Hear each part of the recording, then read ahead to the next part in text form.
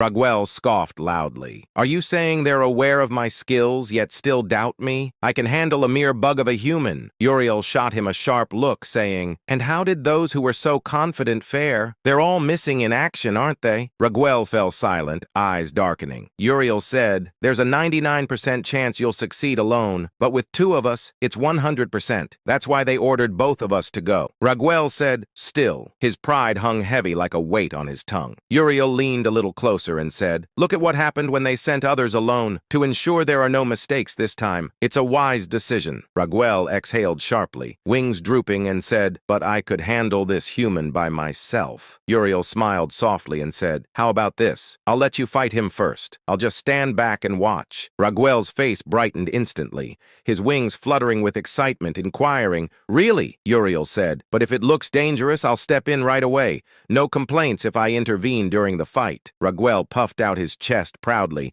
saying, Hey, don't worry. There's no way things will get to that point. You won't have to lift a finger. I'll take care of it. Uriel nodded and said, Fine. We'll do it that way. Raguel said, Thanks for the opportunity, Uriel. Hey, he said. No need to thank me. Uriel smiled kindly on the surface, but his inner thoughts twisted like a blade. He said to himself, I'll let this fool fight first to gauge Black Scythe's strength. Black Scythe, the anomaly, the human who refused to remain a mere mortal. Remiel and Sariel had learned that too late. Uriel reviewed the records again in his mind. A human who ranked first every round, a human who killed 2 archangels, a human who defied heavenly logic. He said to himself, levels alone don't define strength. Uriel tightened his grip on his staff, saying, If Raguel struggles, I'll step in. He accepted the humiliation of 2 archangels descending for one mortal. The consequences of another mistake would be too great. A cold glint flashed in his eyes, and he said, We can't let our guard down. If things go wrong, I'll flee immediately, no questions asked. Survival came first, even among archangels. Raguel fluttered excitedly, saying, Shall we go now, Uriel? Uriel raised a hand, channeling divine energy, and said, Yes, track down Black Scythe's location. It's time to capture him. Their lips twisted into matching wicked grins.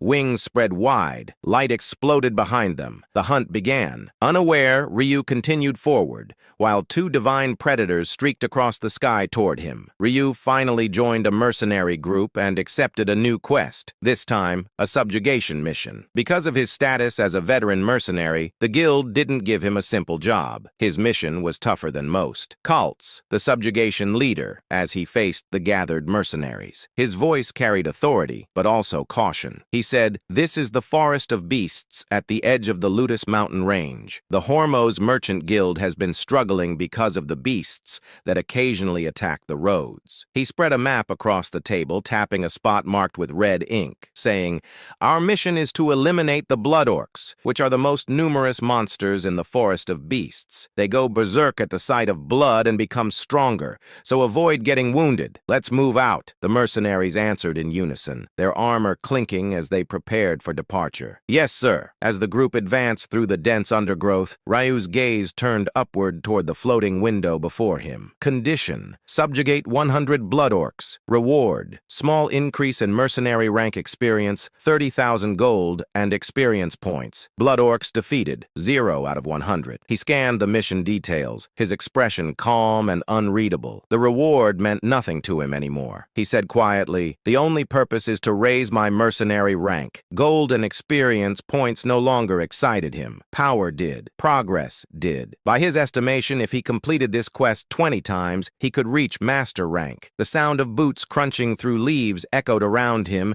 as 40 mercenaries marched forward. He took a quick head count, 40, including himself. Most of them were seasoned veterans, but only one among them was a player, Ryu Min. The rest were NPC mercenaries, loyal but limited. He thought as his sharp eyes scanned the forest ahead. Let's quickly deal with 100 blood orcs and move on to the next subjugation quest. The Forest of Beasts had 10 subjugation quests in total, all linked in a chain. Completing one would immediately lead to the next. It was an efficient system, perfect for someone like him. A faint notification blinked across his vision. You have detected the location of the target, Blood Orc, currently 210 meters away. He activated his tracking skill. Red dots flickered across his map, exactly where he had predicted. A guttural cry echoed from the trees ahead. The mercenaries tensed, raising their weapons as the shapes of blood orcs emerged from the shadows. But before they could even form up properly, Ryu moved. In an instant, his scythe flashed through the air. One orc was decapitated in a blur. Another convulsed as lightning crackled through its body. Flames engulfed a third, reducing it to ash. Then,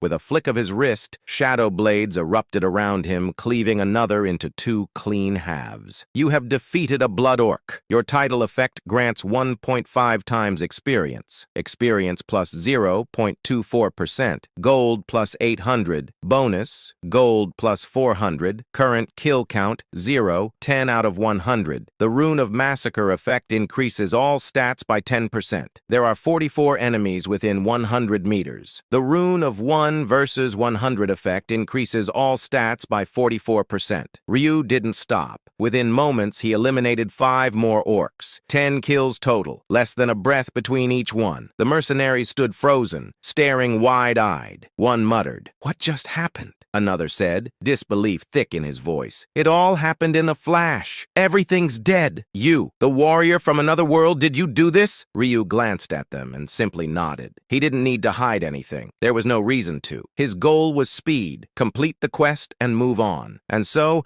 everything progressed smoothly from there. Sub-quest complete. Experience plus 4.8%. Gold plus 30,000. Mercenary rank experience has slightly increased. There are still subjugation quests remaining in the Forest of Beasts.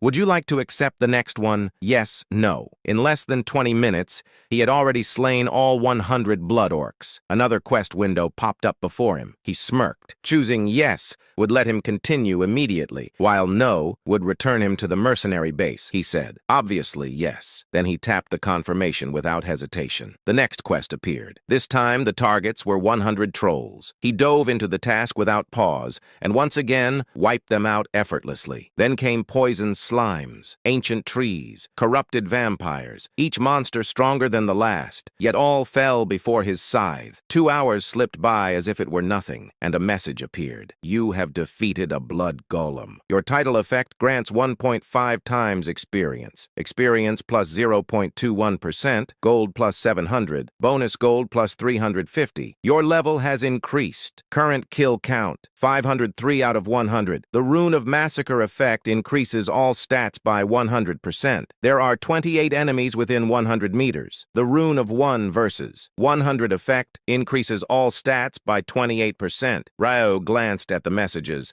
a faint smirk tugging at his lips. He thought, slightly amused. Leveling up just from grinding quests. Now, level 92, he decided it was about time to head back. As he cleared the last of the monsters, the other mercenaries gathered around him, their faces glowing with admiration. Kaltz, the subjugation leader, praised, saying, "Your skills are incredible. You're truly an exceptional warrior." The others nodded in agreement, voices filled with awe. They had watched him tear through the entire forest as if it were nothing. He had single-handedly wiped out the monsters of the Forest of Beasts. Still, their admiration didn't matter much to him. He said to himself, "I just need to finish this blood golem quest and then go meet Russell." He was about to leave when his tracking skill suddenly flared. 2 new red dots appeared on the map. His brow furrowed, inquiring, "Are more monsters respawning?" No, something was off. The 2 figures were moving toward him, but much faster than any monster could, and a message appeared. There are 30 enemies within 100 meters. The Rune of 1 versus 100 effect increases all stats by 30%.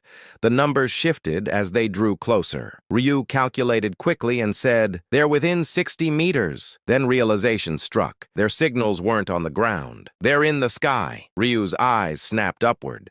2 figures glided through the clouds, descending gracefully with radiant wings unfurled. Angels. The mercenaries gasped in unison, pointing upward. "Look! Up there! They have wings! They must be angels! Dear God!" They stared in awe, overwhelmed by the holy brilliance that bathed the treetops. Ryu, however, didn't flinch. His expression stayed cold, detached. He already knew why they had come, and he said to himself, "So they sent 2 to kill me this time?" The angels descended slowly, light streaming from their wings as they fixed their piercing gazes on him. Their voices echoed through the forest, clear and chilling. "Found you, Black Scythe? So here you are, Worm." Thank you to everyone who supported the channel financially, liked, and subscribed. And thank you for your prayers.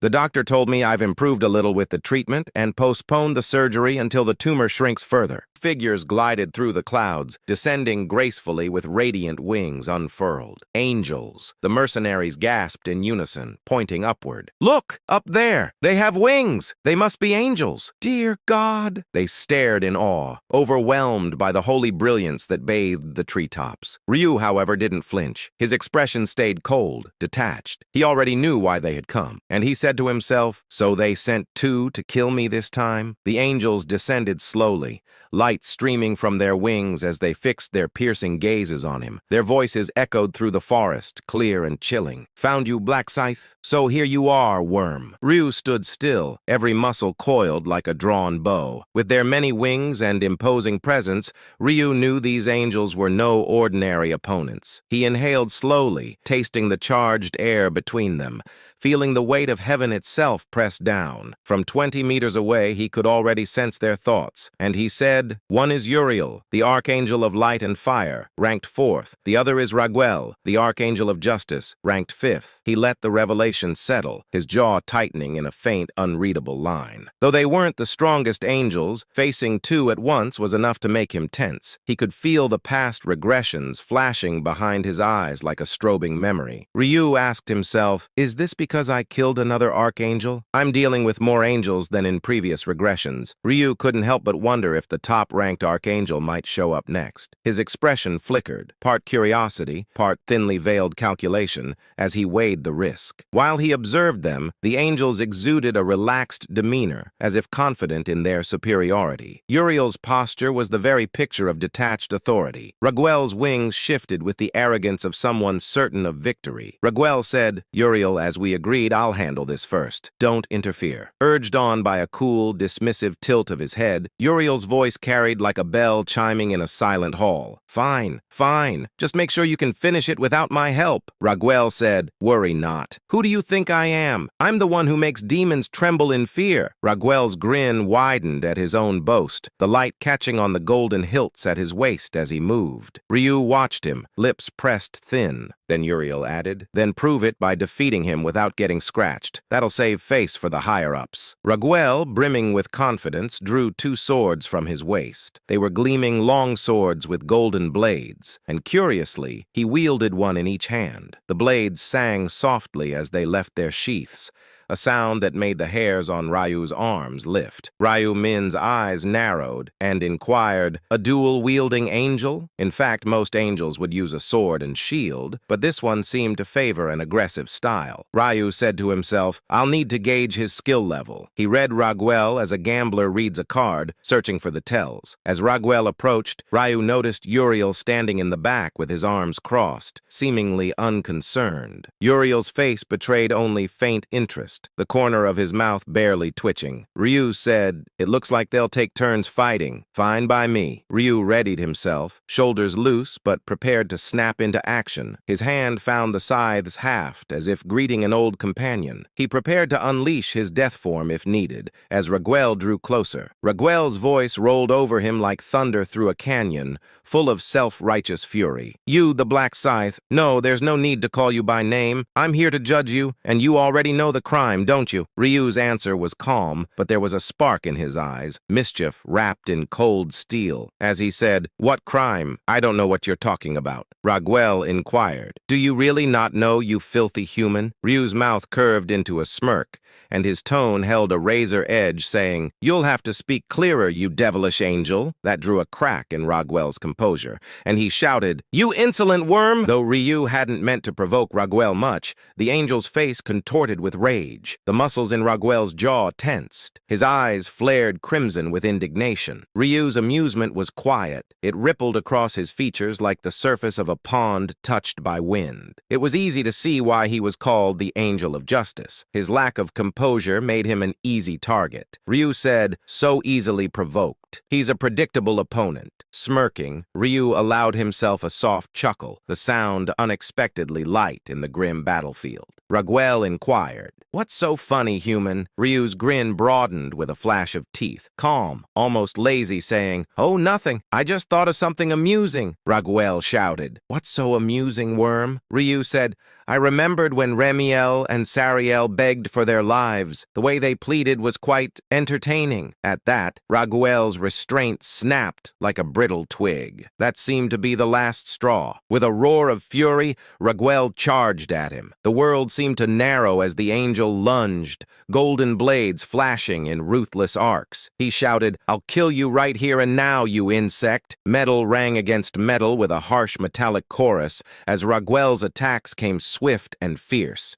He aimed for Ryu's head, but Ryu easily blocked it with his scythe. The second sword went for his side, but he twisted his body to evade it with the graceful economy of a predator. Rage shouted, "I'll crush you, you filthy human." The sound of metal clashing echoed as Raguel relentlessly swung his dual swords. However, despite the intensity of the attack, Ryu was unimpressed. His face was an unreadable mask, eyes cool and assessing, and he asked himself, is this really the level of the 5th-ranked Archangel? He expected far more from an Archangel of Raguel's rank, but the Angel's skills were sorely lacking. Ryu added, "No, it's not that he's weak, it's that I've become absurdly strong." Ryu's thoughts were not arrogance so much as sober measurement. He knew what he was capable of, and that knowledge sat solidly in his chest. He moved like a shadow made of intent, parrying and redirecting with sparing motions. Raguel continued his assault, but his strikes lacked precision. He was attacking recklessly, likely due to his earlier provocation. Ryu easily parried each blow,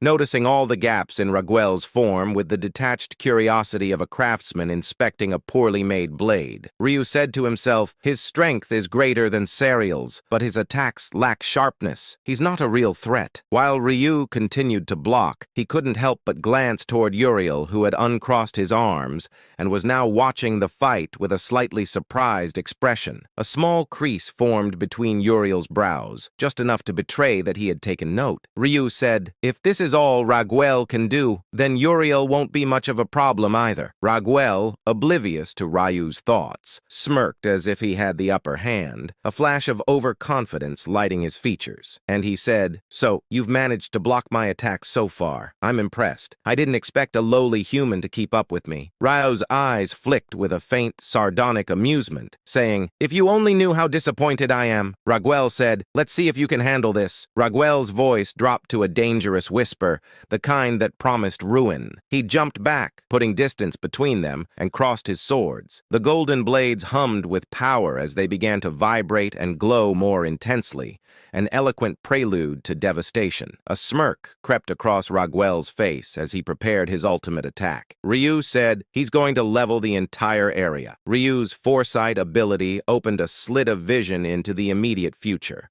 The scene played out like a film in his mind. Raguel's attack was going to cause massive destruction, reducing the surrounding area to ashes. Ryu said to himself, "It won't be a problem for me to dodge," but the other's concern flickered over his face. Quick, practical. He checked the positions of the other mercenaries, calculating angles and distances in an instant. The other mercenaries, including Kaltz, were too close to Raguel's attack zone. If he didn't act quickly, they would be caught in the devastation. Without hesitation, Ryu acted, and he shouted, "Everyone, get out of here!" His voice cut through the tension like a blade. He moved with explosive speed, not wasting a single second. He swiftly used his grip of death ability, pulling the nearby mercenaries out of harm's way. At the same time, he lunged toward Kaltz, knocking him aside just as Raguel's swords released their full power. A pillar of light erupted from the ground, forming a giant X-shaped crater.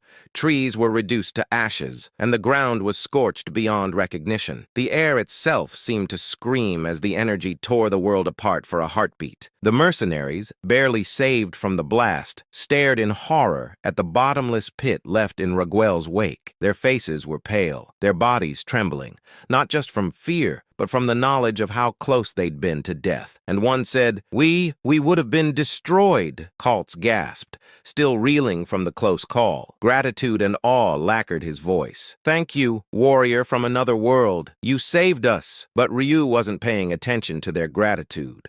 His eyes were fixed on the system notifications floating in front of him, coldly practical and unwavering. Hero's Rune Stack, 73 out of 100. The Hero's Rune effect increases all stats by 73. His expression registered a small, almost private satisfaction, and he said, I gained 3 stacks for saving them. The reason Ryu saved the mercenaries wasn't purely out of goodwill. He needed to stack the Hero's Rune, and by saving others, he could increase its power. He allowed a ghost of a smile to pass, strategy hidden inside seeming compassion. He added, if I save the rest of these mercenaries, I can easily reach 100 stacks. He glanced at the remaining mercenaries, mapping who else stood in danger. To achieve that, he would need Raguel's help, if the Archangel could be coaxed into a position that earned him that final push. The Archangel, meanwhile, was staring at him with a confused expression. He seemed more shocked by Ryu's actions than by the fact that his attack had been evaded. Rage,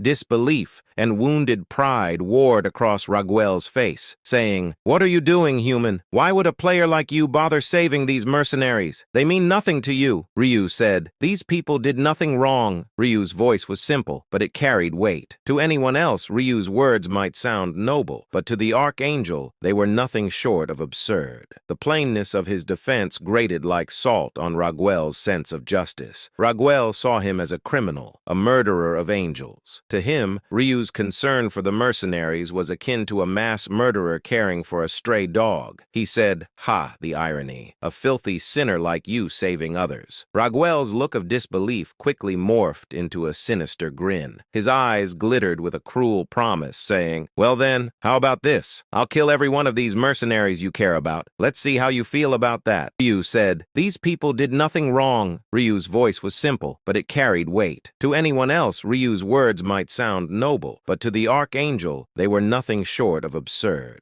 The plainness of his defense grated like salt on Raguel's sense of justice. Raguel saw him as a criminal, a murderer of angels. To him, Ryu's concern for the mercenaries was akin to a mass murderer caring for a stray dog. He said, Ha, the irony. A filthy sinner like you saving others. Raguel's look of disbelief quickly morphed into a sinister grin. His eyes glittered with a cruel promise, saying, Well then, how about this? I'll kill every one of these mercenaries you care about. Let's see how you feel about that. Ryu smiled inwardly, composed outwardly, every fiber of his being a study in restrained power. And he said to himself, What a simple-minded fool. He had successfully baited the Archangel into playing right into his hands. The battlefield held its breath. Fate itself seemed to pause at the hinge of that smile, waiting to see which way the scale would tip. Then the forest shuddered as 4 consecutive explosions ripped through it. Ancient trees snapped like brittle bones, and the earth itself caved in, forming an endless gaping pit. A lightning-like flash tore across the clearing, incinerating everything in its path. The air crackled with heat and destruction. Yet strangely, not a single speck of ash touched Ryu or the mercenaries standing behind him. His clothes remained spotless,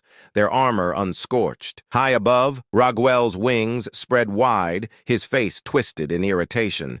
His voice thundered in the sky, Ha! You're really struggling to escape, just like a rat. His expression contorted with frustration as he watched the dark scythe swoop again, snatching yet another group of mercenaries from the brink of death, 30 already. Inside, Raguel was seething, and he asked himself, This damn bug, how does he avoid every single attack? He had boasted earlier, declaring proudly that he'd kill all the humans except the one wielding the black scythe. But reality slapped him hard. He hadn't killed a single human. He had used his skills. He had swung his holy sword with his own hands. He had unleashed wide-scale destruction. And yet, every single time the black scythe intervened, saving someone at the last possible second, it felt like the weapon could predict his moves, always anticipating, always one step ahead. He added, I have to admit the guy's speed is something. Raguel's pride throbbed painfully. He couldn't let this humiliation continue, and he said, This won't work anymore. Letting him save more humans is a disgrace. I'll just kill them all at once with a big move. He clenched his jaw. The black scythe wielder might die too, but at this point, Raguel didn't care. The mission had said, capture alive. But honestly, whether he died here or died later in heaven, it made no difference. His lips curled in cruel satisfaction and said, I'll just say he was stronger than I thought, so I had no choice. Raguel spread his wings wide, drawing divine energy from every corner of the battlefield. The sky trembled. Light spiraled toward his crossed swords as he raised them high. He was preparing heaven's judgment, a devastating wide-range attack. He laughed and said, let's see if you can save all these people at once. But what Raguel didn't know was that Ryu had been waiting for this very moment. A faint glow pulsed across Ryu's body. Hero's rune stack, 100 out of 100. All stats increased by 100 due to the hero's rune effect. You can use Hero's Protection by consuming 100 stacks. Ryu smirked, eyes narrowing with satisfaction, and he said, perfect. I've gathered the stacks just like I wanted. There's no need to stay on the defensive anymore. He looked ahead. Raguel, wide open, completely focused on gathering power. Ryu's grin deepened, saying it was laughable. To think he's preparing such a big move while leaving himself so defenseless. It's like he's begging to be killed. Suppressing his amusement, he shot forward like a streak of black lightning. A faint gasp escaped Raguel. Just moments before activating his greatest technique, Raguel froze, eyes wide, jaw slack, as Ryu materialized right in front of him. His expression screamed disbelief.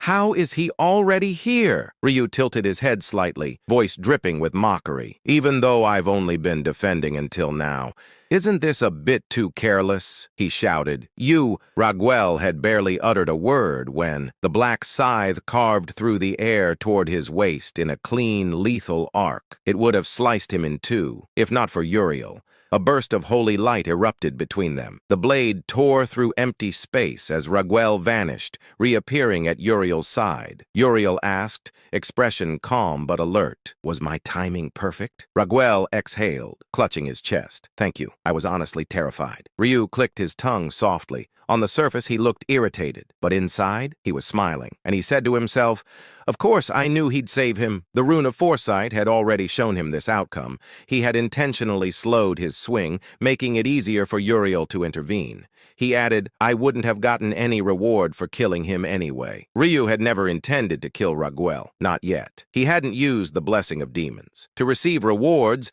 he had to kill angels after applying the blessing, and he only had 1 stack of the rune of demons. He needed 99 more. Ryu said, I can't kill them if there's no profit. I need to kill 99 angels, apply the blessing, and then kill them. If he killed an archangel now, he'd lose thousands of potential stat points. That was why he had been saving humans instead of attacking. Then he asked himself, should I threaten them like I did with Remiel, force them to call reinforcements? Ryu shook his head. Raguel was too righteous, too stubborn. He'd probably choose death before negotiating. Uriel, too, beneath that composed exterior was a sharp, calculating mind. He wouldn't fall for simple intimidation. Ryu added, even if I said I'd spare them if they called for backup, they wouldn't believe me. He needed another way, a different angle, and as he mulled it over, the angels spoke. Uriel said, I'll join the fight now. This is beyond your ability alone. Raguel said, I was hoping not to rely on Uriel's power, but I guess there's no choice. Both angels turned toward Ryu,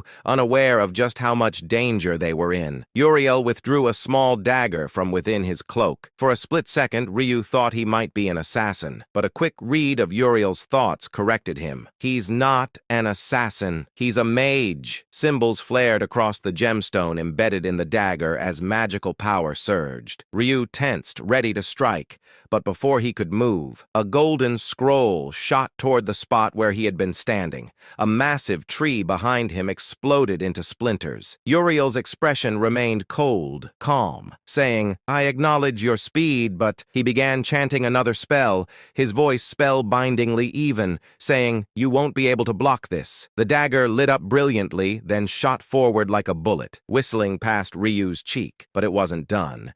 It turned mid-air with predatory precision and came at him again. Ryu said, "If I can't avoid it, I'll just have to block it." Ryu swung his scythe. The dagger exploded, blasting him across the ground. He rolled through the dirt, an unfamiliar sensation. The archangels had never managed to send him flying until now. Uriel's eyes widened slightly, inquiring, "He took a hit from the explosive dagger and barely has a scratch? What's with this guy's body?" Of course, Uriel had no idea about Ryu's title that reduced damage from divine enemies by 80%. The dagger reappeared in Uriel's hand. Ryu gritted his teeth, saying, "What a troublesome guy." Uriel was definitely more annoying than Raguel. Determined to eliminate the bigger threat first, Ryu dashed toward him while he was mid-incantation. Uriel completed the spell and slashed, saying, "Your sins shall be cleansed through death." A storm of blinding light and scorching fire erupted. Ryu twisted, barely slipping past the lethal spell. Uriel narrowed his eyes, saying, "You dodged?" "Well, just as I expected." Ryu inquired, "What?" Before Ryu could react, the dagger in Uriel's hand shone again. Another spell. Light shimmered above. A divine cage descended. Ryu was trapped inside a prison made of light. He swung his scythe desperately, but the bars didn't even budge. Uriel's expression filled with quiet triumph, saying, "It's over." Raguel exhaled, visibly relieved, and said, "Humans can never escape the prison of divine punishment." Both angels smiled. Raguel said, "As expected, Uriel, you're amazing. You managed to trap the human that even I struggled with so easily." Uriel said, "His movements were fast, but he was dumber than I thought, or rather, just as dumb as expected. After all, human action is predictable." The angels laughed openly as Ryu stood before them, laughter like silver bells that turned sour in the cold air. Their faces wore that certain smugness only immortals could afford, calm, cruel, and certain of victory. Ryu didn't answer. He only looked at them, and as the words left his lips, they sounded like a promise and a dare all at once. Death transformation. Something in him shifted. His skin darkened until the light seemed to slide off him. The air around him thickened. His aura coiled like smoke that had learned to bite. The sound of his strikes on the prison bars changed. No longer the desperate rattling of a trapped man, but the thunder of a predator testing a cage. After the fifth blow, the metal gave way with a single triumphant crack. The prison shattered. Ryu stepped out of the wreckage as if stepping out of mist, his scythe in hand and his eyes gleaming with something the angels had never seen. One of the angels stammered, voice cracking.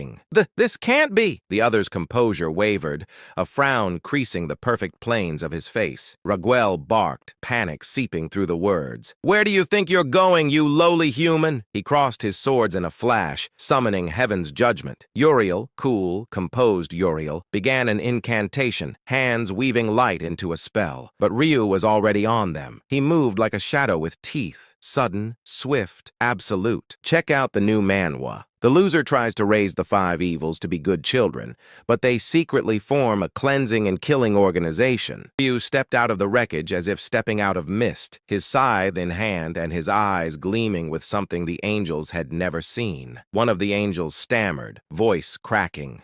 This can't be." The other's composure wavered, a frown creasing the perfect planes of his face. Raguel barked, panic seeping through the words. "Where do you think you're going, you lowly human?" He crossed his swords in a flash, summoning heaven's judgment. Uriel, cool, composed Uriel, began an incantation, hands weaving light into a spell. But Ryu was already on them. He moved like a shadow with teeth, sudden, swift, absolute. Raguel choked as the pole of Ryu's scythe met his ribs. The archangel's body bent like a reed, and then, with another savage swing, Ryu slammed him face first into the ground. For a beat, Raguel's defiance flared. He bought Uriel the moment he needed. Uriel unleashed a roaring inferno. Uriel intoned, his voice ringing with sanctimony, and with a smirk of certain victory. "Your sins will be cleansed by death." The flames hit Ryu head-on dust, and sparks filled the air. The world smelled of ozone and something metallic, like the scent that comes before a storm. Uriel's smirk widened. He had the upper hand, or so he thought. A hard voice cut through the blast, calm and small against the roar. "Whose turn to dust?" Where Ryu had stood, a pitch-black rectangular barrier held the explosion at bay. As light peeled away and the dust settled, Ryu emerged, unmarked, still clutching his scythe. The corner of his his mouth lifting in a grim little smile, Uriel's eyes widened. He hadn't expected this. He whispered, "How is this possible?" The question more a plea than a thought. Ryu stepped forward, and each of his movements carried a quiet certitude, he said, voice low as gravel. "You're wondering how I survived? Because I'm strong. Don't believe me? Take a hit. One blow. That's all it'll take." Then he moved faster than lightning, faster than rumor. His hands clamped onto Uriel's wings like a hunter seizing a prize. Feathers exploded in the air in a cacophony of white, fluttering like first snow. Uriel's face twisted in pain and shock as Ryu ripped the wings free. The sound was sickening, intimate, final. Uriel screamed, and in that second reflexive panic he summoned a barrier of light, but the barrier buckled under the scythe's terrible momentum.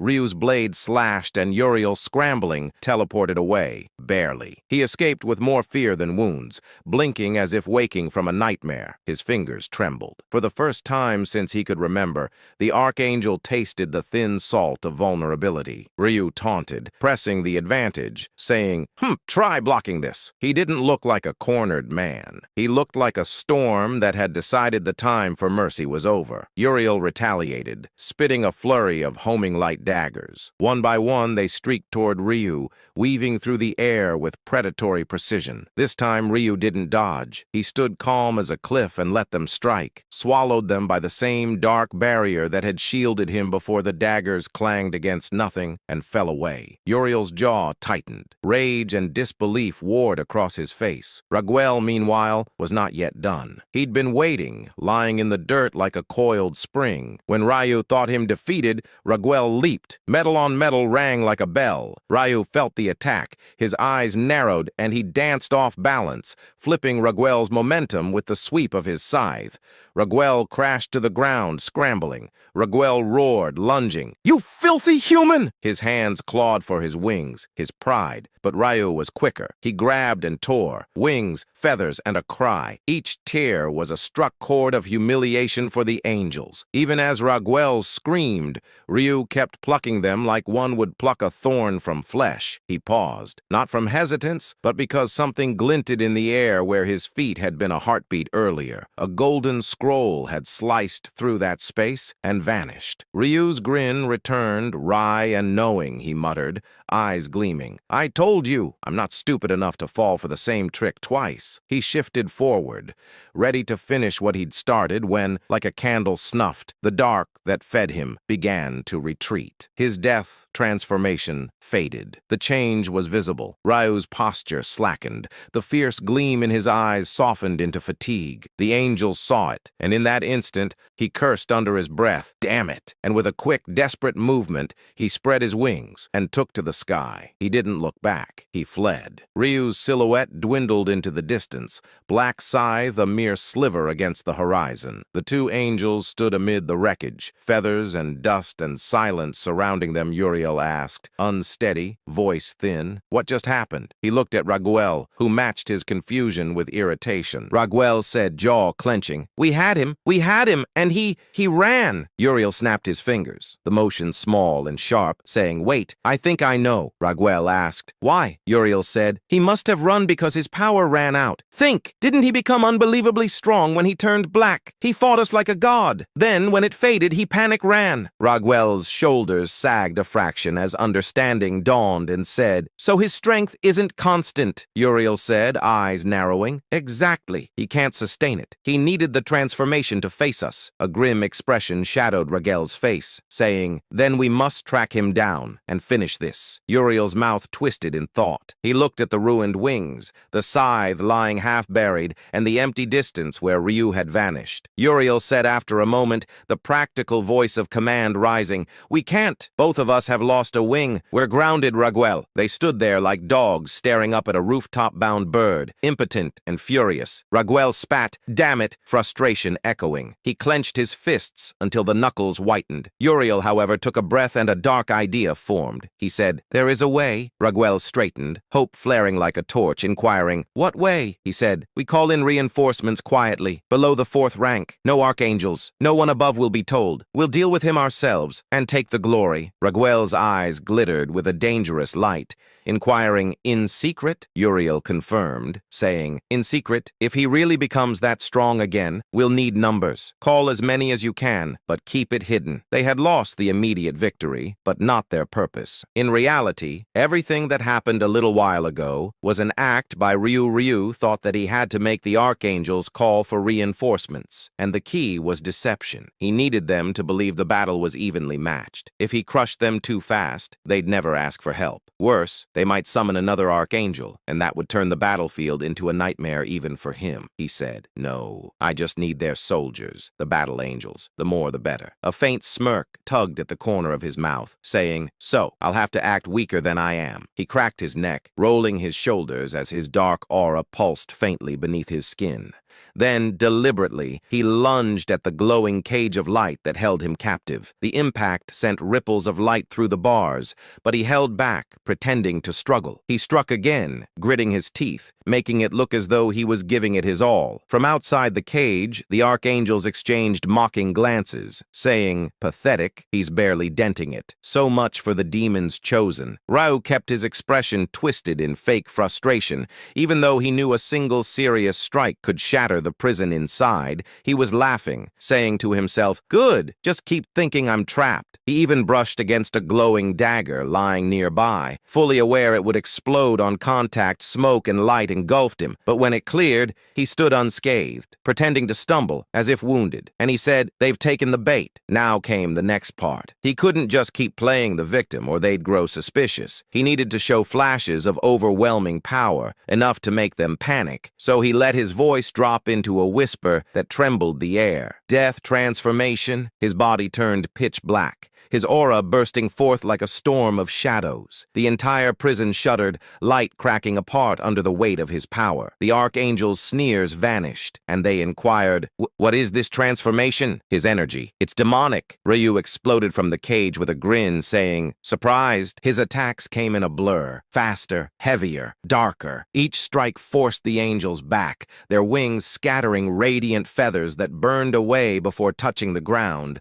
But this, too, was part of the act, and he said to himself, "Now I'll let them hit me a few times, make it look like we're evenly matched." He deliberately slowed his movements, letting one of their swords graze his shoulder. Blood trickled down, red against the blackness of his skin. He gritted his teeth theatrically and stumbled back, though inside he was calculating, saying, "Perfect, they'll think they can win." When his transformation ended, Ryu exhaled heavily and let his body drop to one knee, pretending exhaustion. The glow faded from his eyes, leaving only the faint pulse of dark energy, and he said to himself, "This is where I retreat. They'll think they push me back." Sure enough, Ryu smirked to himself, saying, "Go on, call for help. You're too proud to summon another archangel, but you'll want more soldiers to finish me perfect." They would call for their subordinates, the battle angels, exactly what he needed. Ryu said to himself, "I just need 99 more of them." He took flight before they could recover, black wings tearing through the clouds. The air whistled past him as his mind shifted to the next step. 44 minutes remained before his cooldown ended. He needed to raise his stats, prepare potions, and gather buffs. That meant one thing. He needed to find those three. Minjuri first. Minjuri was wiping sweat from her brow after completing another quest. Her expression was bright. She'd been working hard all day, just as Ryu had instructed, donating to the temple, running errands for priests, gathering holy water from nearby monsters,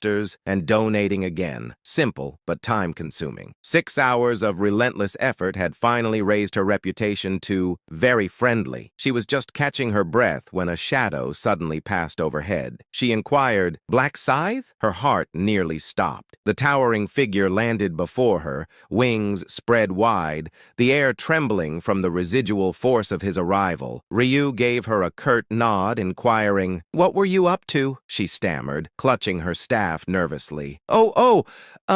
I just finished a temple quest." He glanced around, then back at her and said, "Good, you're doing well. Now, I need something from you." Her eyes widened, inquiring, "You need something from me?" He nodded. "That cheating skill of yours, the bless buff. It's worn off." For a moment, Minjuri just stood there, stunned. Then a small, delighted smile crept across her face, and she asked herself, "He needs my help?" Her heart raced Black Scythe, the strongest, most feared player in the world, had come to her personally for assistance. She said, "Of course, right away." Then golden light flowed from her fingertips, enveloping him in a brilliant aura, and a message appeared. "Your stats have increased by 80% due to the effect of the Bless skill. Your attack and movement speed have increased by 80% due to the Swift skill. The Safety Barrier skill has been applied. You are protected from 2 physical attacks," she said proudly, her cheeks flushed. "I've given you the full 3-piece buff set." Ryu gave a rare, approving smile and said, "Good work." Then,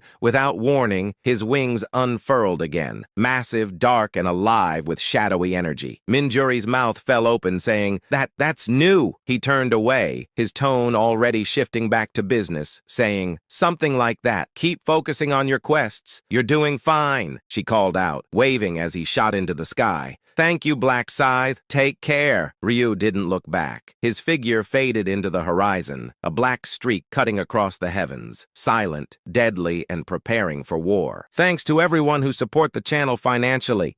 And don't forget like and subscribe, she called out, waving as he shot into the sky. "Thank you, Black Scythe. Take care." Ryu didn't look back. His figure faded into the horizon, a black streak cutting across the heavens, silent, deadly, and preparing for war. The second place he arrived at was the dwarf city of Iron Gray, where he was meeting Russell. Russell was already waiting outside the forge, as the promised 3 hours had passed. Russell stood there with arms crossed, tapping his foot impatiently, but the moment he noticed Ryu, his face brightened like a furnace roaring to life. He exclaimed, waving both hands as if greeting a long-lost brother. "Ah, Black Scythe!" Ryu touched down gracefully, folding his wings behind him. With calm eyes and a voice steady as steel, he asked, "Have you been waiting long?" Russell shook his head so fast his beard swayed, saying, "Not at all, not at all." Ryu asked, "The reward?" Russell puffed his chest with pride, saying, "Of course I got it. Would you like to check?" Ryu nodded. Russell stepped closer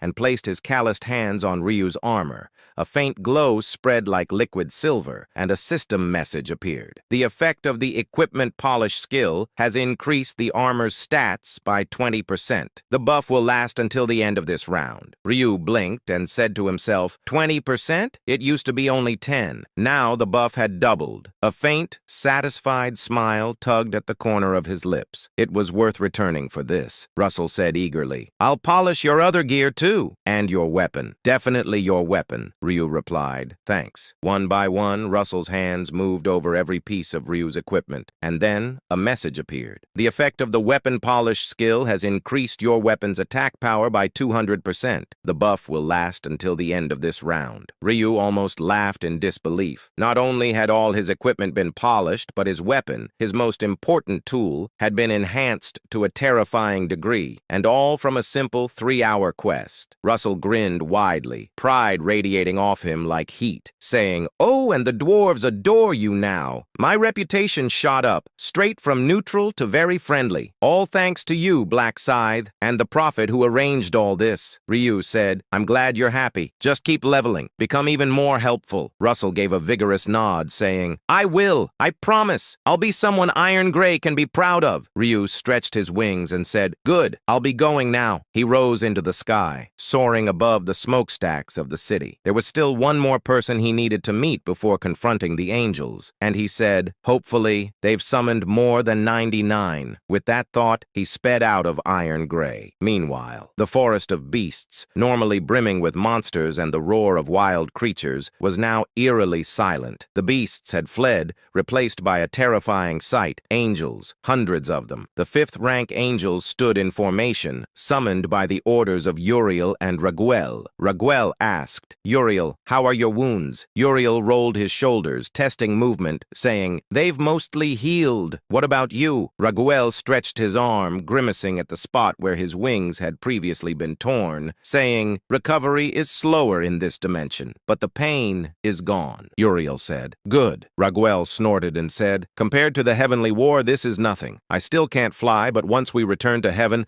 the fountain will fix everything. Angels healed completely as long as they still breathed. Even lost limbs meant little in the face of heaven's miracles." Raguel's Uriel's expression darkened, saying, "That bastard Black Scythe? He was stronger than expected. Even you admit it now." Uriel narrowed his eyes, saying, "I do, but he won't get far today, not with this many troops." Raguel swept his gaze over the gathered angels, nearly 200 warriors, each holding divine weapons that shimmered like starlight. Uriel said, "With these reinforcements, defeating him will be simple." Raguel asked, "Even if he turns black?" Uriel paused. His jaw tightened. The memory of Black Scythe in his transformed state still burned unpleasantly in his mind, and he said, "If he transforms, the two of us won't be enough." Then his eyes slid toward the 200 angels waiting like statues, saying to himself, "But with 200 shields at our disposal." Uriel let a sly smile form and said, "There's nothing to fear." Raguel smirked back,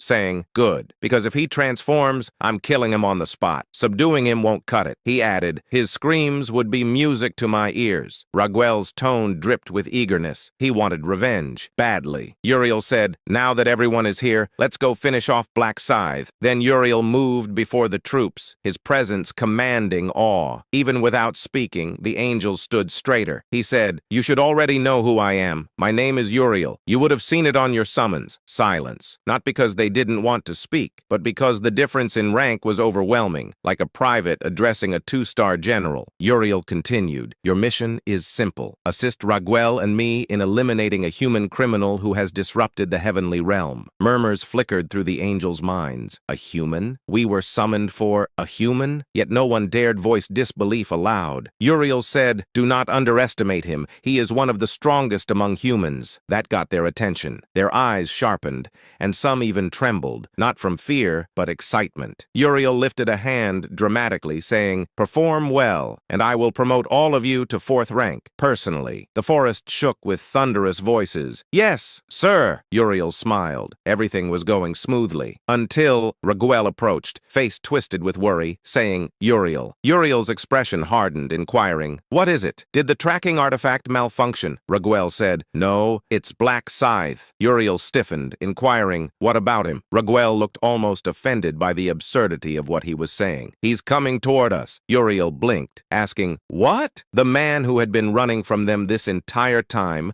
was now heading straight for them. Uriel inquired, "Are you sure?" He replied, "I'm sure. Same direction, decreasing distance. He's coming here." Uriel's surprise faded into a wicked grin, saying, "Well, that saves us the trouble of hunting him." He turned to the troops, eyes gleaming, saying, "We'll lay a trap. Take positions behind the trees. When I give the signal, strike." Raguel responded immediately, relaying the orders. Understood. The angels moved like trained assassins, slipping behind trees, hiding their presence. Uriel watched them, smile returning, slow and cruel, saying, "Come, filthy human. This time, you won't escape." On the other hand, Ryu had located his target. You have located the target, Uriel. Currently, they are 601 meters away. With his midnight black wings unfurled behind him, Ryu sliced through the sky. The cold wind whipped past his face as he checked the remaining distance glowing in his vision. His eyes narrowed with predatory focus, saying, "I'm getting closer." Thanks to his tracking skill, finding angels hiding anywhere on the continent had become almost trivial. Even so, one thing genuinely surprised him. They were still in the forest of demonic beasts, lingering there for nearly an hour. He asked himself, did they spend too much time calling reinforcements? The thought made him smirk,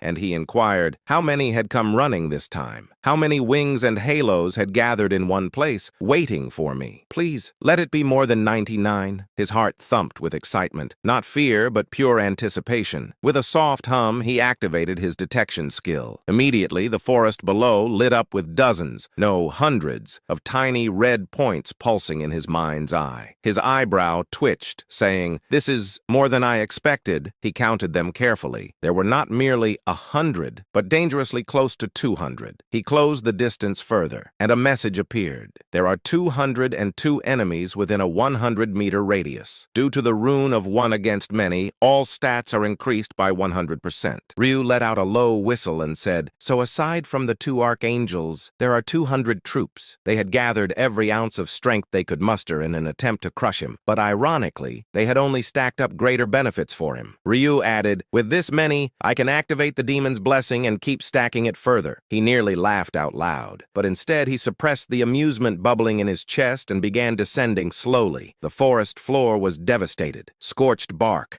ash floating like gray snow, and broken trees scattered like corpses. And standing in the middle of that destruction were Raguel and Uriel, their gazes sharp and locked on Ryu. He said to himself, "Of course, they knew I was coming. This whole setup is for a surprise attack." Behind the ruined tree line, he could clearly sense the soldiers attempting to hide themselves.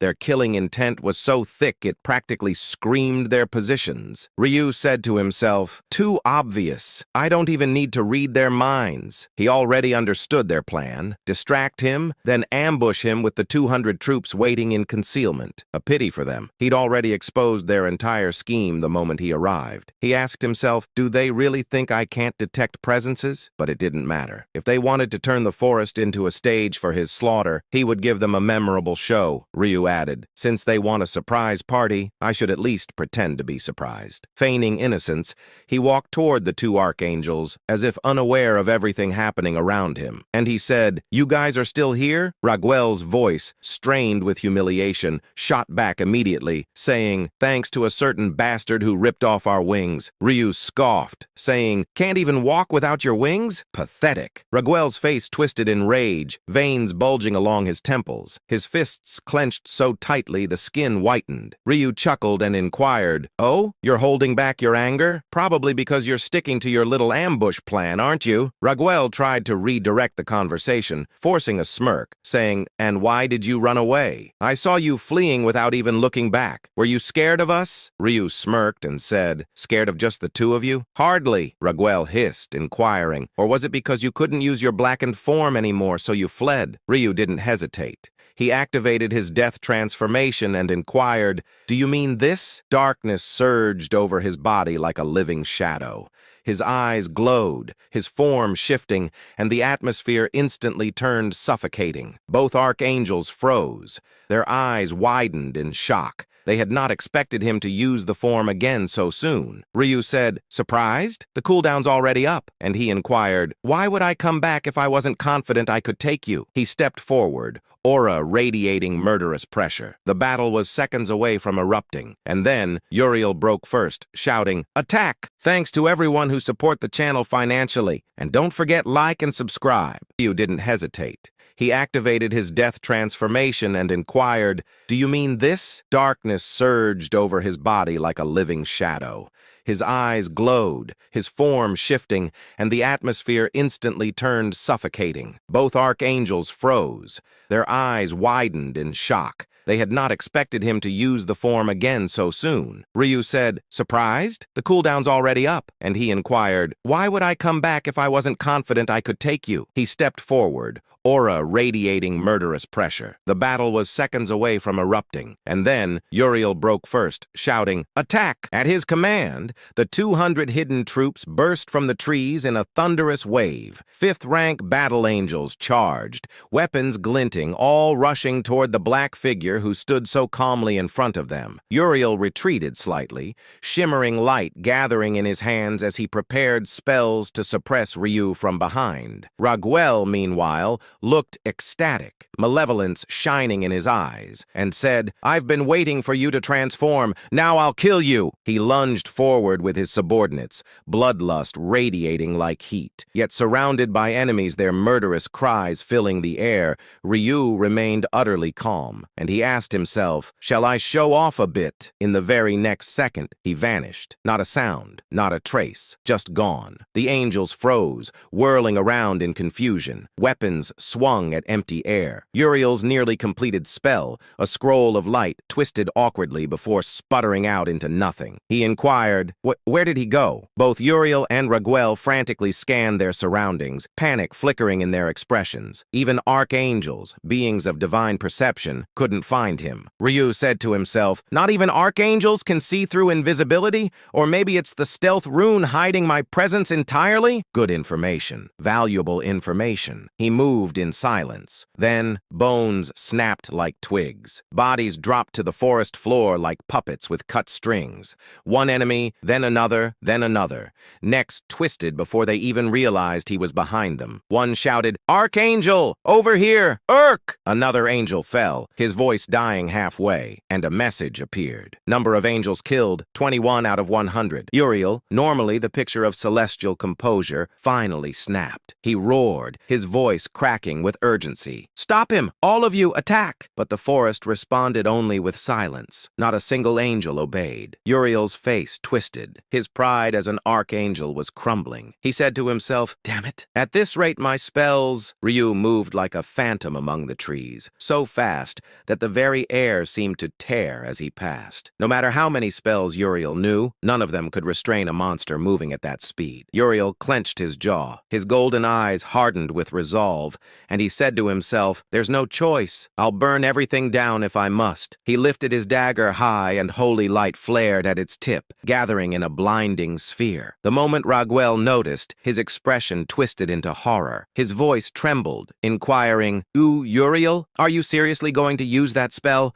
If you misfire even a little, our soldiers will..." Uriel barked, saying, "We have no choice. Do you have any better way to stop that monster?" Raguel fell silent. His lips quivered, but not a single argument came out, because he knew Ryu was no ordinary opponent. His movements defied logic, faster, stronger, and infinitely more terrifying than he'd been just an hour ago. He asked himself, how can we stop someone like that? Raguel shook his head, despair filling his once bright eyes, saying, "It's impossible." Even Uriel, one of the most powerful archangels, was admitting defeat. What hope did Raguel have? Uriel growled, saying, "Every second we delay, more of our soldiers die. This spell is our only chance." Raguel tried to say something, but Uriel said, "No more talking. You're delaying me." Raguel lowered his head, saying, "I apologize." Uriel returned to chanting, his voice rising and falling like a holy chorus. Light swelled brighter and brighter at the dagger's tip, radiant enough to illuminate the entire forest. He said to himself, if this goes on any longer, he'll notice. But what Uriel didn't realize was that Ryu had already noticed. Even while tearing through angels, he never once removed his gaze from the archangels. Ryu said to himself, "So that's your plan. A large-scale annihilation spell. Enough to obliterate everything within 100 meters, including your own men." Ryu checked the glowing system windows floating before him. Angels killed, 100 out of 100. Demon's Blessing can now be activated. Enemies detected within 100 meters, 102. Rune of One against many effect. All stats plus 100%. His stats surged. Power flooded through him. No hesitation. He activated the buff. Demon's Blessing activated. Holy light swirled in Uriel's hand, but darkness surged in Ryu's. A wave of shadow burst outward. Night of death. The entire forest was swallowed in pitch-black night. Angels cried out in confusion. Uriel scoffed, saying, "Do you think darkness can stop me? I am light incarnate." The radiance at his dagger's tip blazed even brighter, the only beacon in the void. Uriel said, a grim smile forming, "Raguel, brace yourself. It's ready." He raised the dagger, when a streak of silver ripped through the darkness. Red eyes flashed. Moonlight tore the battlefield apart. 35th rank angels vanished in a single strike.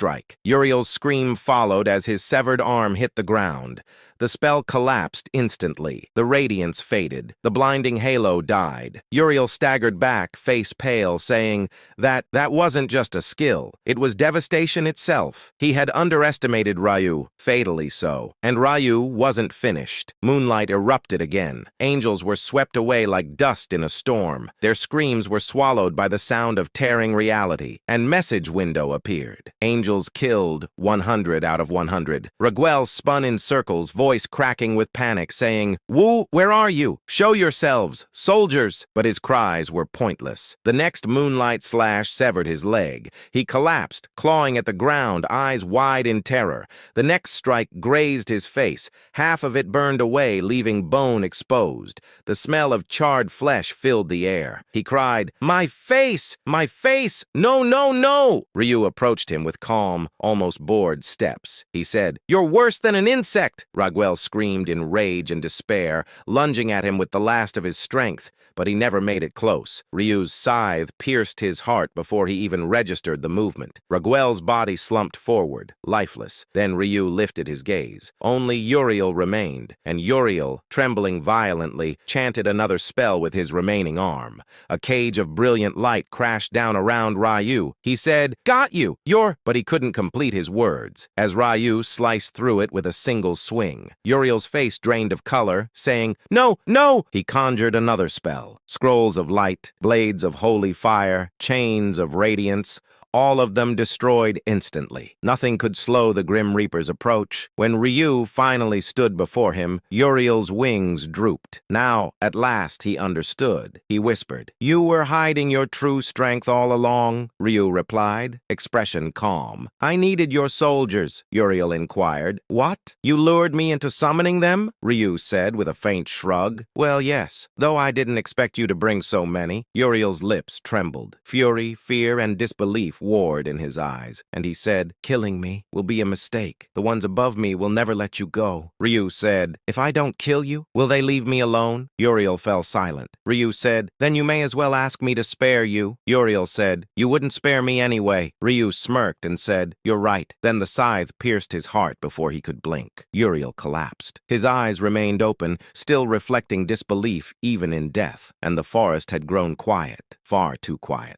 Only the settling dust and the smoldering scent of holy magic marked where two of heaven's greatest pillars had stood moments earlier. Archangels Raguel and Uriel, both slain. Ryu exhaled slowly, lowering his scythe as glowing messages flickered before his eyes, like congratulatory whispers from an unseen world. "You have defeated one of the 7 archangels, Raguel. Stat points plus 14,536. Gold plus 145,366,800. Reward obtained. Condensed ether. Reward obtained. Rune of judgment. Rune automatically engraved. A second cascade followed, equally radiant. You have defeated one of the 7 archangels, Uriel. Stat points plus 18,170. Gold plus 181,708,500. Reward obtained. Condensed ether. Reward obtained. Rune of radiance. Rune automatically engraved. When the final notification settled, one last line pulsed brightly. Demon faction reputation. Black Scythe has ascended to eternal ally. Ryu's brows rose and he said, "So I've maxed it out completely." To the demons,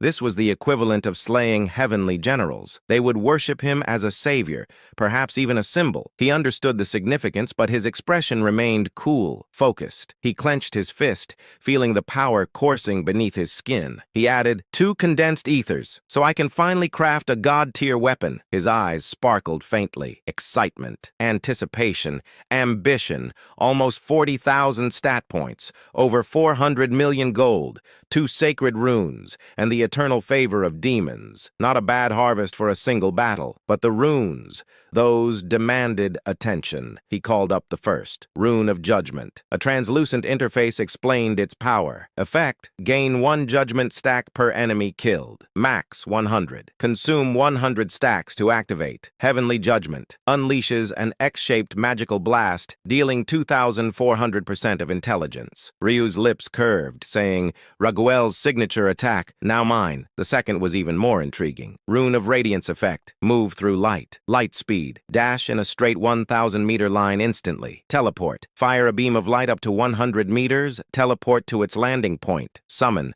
fire a beam up to 100 meters and pull an enemy to your location. Ryu's eyes gleamed with genuine appreciation, saying, "And with my holy skill amplifier, that's increased by 92%. That meant 192 meters summon range and almost 2 kilometers of instantaneous movement." He let out a low whistle, saying, "Uriel, you were at least good for something." He would test the cooldown later. For now, he had a more pressing matter. A rustle behind him broke the stillness. Ryu said, "Come out. It's safe." Ryu's eyes gleamed with genuine appreciation, saying, "And with my holy skill amplifier, that's increased by 92%. That meant 192 meters summon range and almost 2 kilometers of instantaneous movement." He let out a low whistle, saying, "Uriel, you were at least good for something." He would test the cooldown later. For now, he had a more pressing matter. A rustle behind him broke the stillness. Ryu said, "Come out. It's safe." A bush trembled, hesitant, fearful, before John Delgado stepped out, his hands shaking around his staff.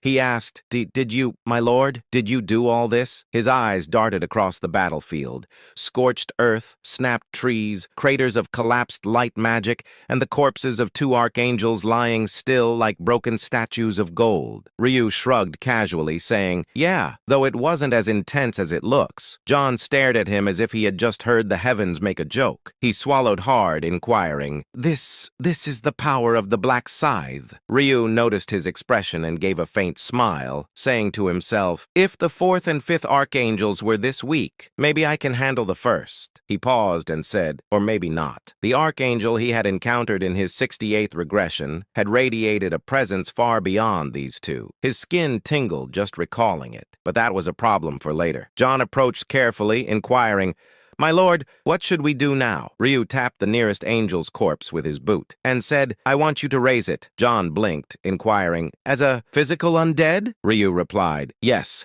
their bodies are intact. I need one for a test. John nodded, understanding. For necromancers, the difference was significant. Spiritual undead controlled souls, disposable, resummonable, but weak to magic. Physical undead kept the body, stronger, sturdier, immune to magical damage, but could not be summoned once destroyed. And more importantly, killing one still produced rewards. Ryu's eyes gleamed with curiosity, saying, I want to see something. If I kill a physical undead angel, will the system still reward me? He had snapped the necks of the original 100 angel soldiers cleanly, ensuring perfect bodies for necromancy. John raised his staff, saying, As you command, my lord. Dark mist rippled. The corpse twisted back into shape, bones realigning. The undead angel opened its eyes, white, lifeless, obedient, John reported. It is raised, under my control, but to others it will appear as an enemy. Ryu smirked and said, Perfect. Ryu didn't waste a second. The scythe flashed, silent, swift, merciless.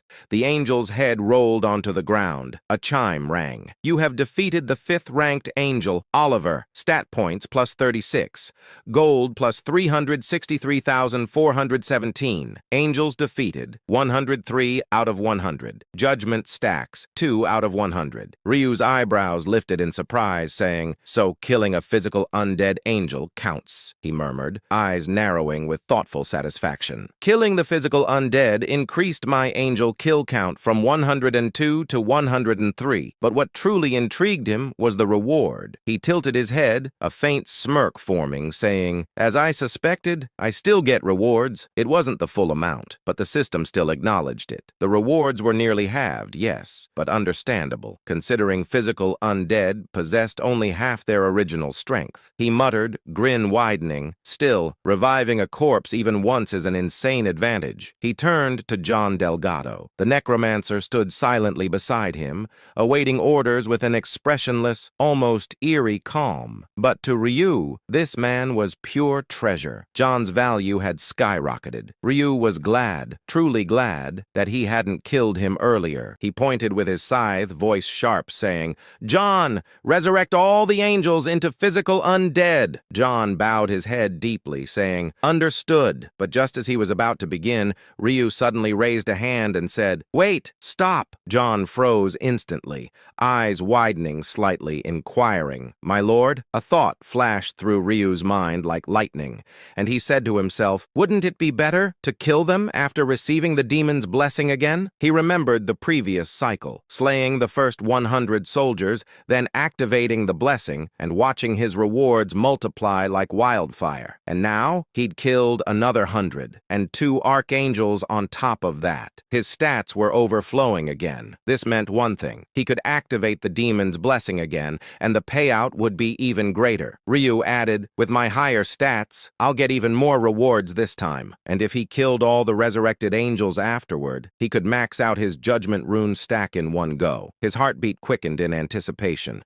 and he said, But first, let's allocate my stat points. He opened his status window and calmly distributed 39,906 stat points evenly across strength, intelligence, agility, and luck. His expression remained focused, calculating, but there was unmistakable excitement flickering behind his eyes. After completing the allocation, he turned back toward John John, saying, "Revive them, all of them." John said, "Yes, my lord." John's hands glowed with necrotic mana, and one by one the angels who had fallen earlier rose again, soulless, expressionless, bound to his command. Ryu watched the process quietly. Physical undead, unlike their spiritual counterparts, were a one-time resource. Once resurrected, they couldn't be stored or summoned again. This was their only chance. Ryu said, "I'll have to kill them all here." A total of 101 physical undead angels materialized, excluding the one he had already slain. The moment they stood, the system activated another one of his runes. 101 enemies detected within a 100-meter radius. The effect of the rune of 1 against 100 has increased all your stats by 100%. Ryu nodded slowly, pleased, saying, "That's why I held off using the demon's blessing. This timing is perfect." His Reaper transformation was still active. His stats were doubled, and now he raised his hand. Activating the demon's blessing, a crimson aura erupted around him like demonic fire, and a message appeared. "You are now under the effect of the demon's blessing. Total stats detected, 2,019,892. Reward multipliers recalculated." His eyes widened. The rewards were monstrous, and he said, "The increase is more than 5-fold. He stepped toward the undead angels,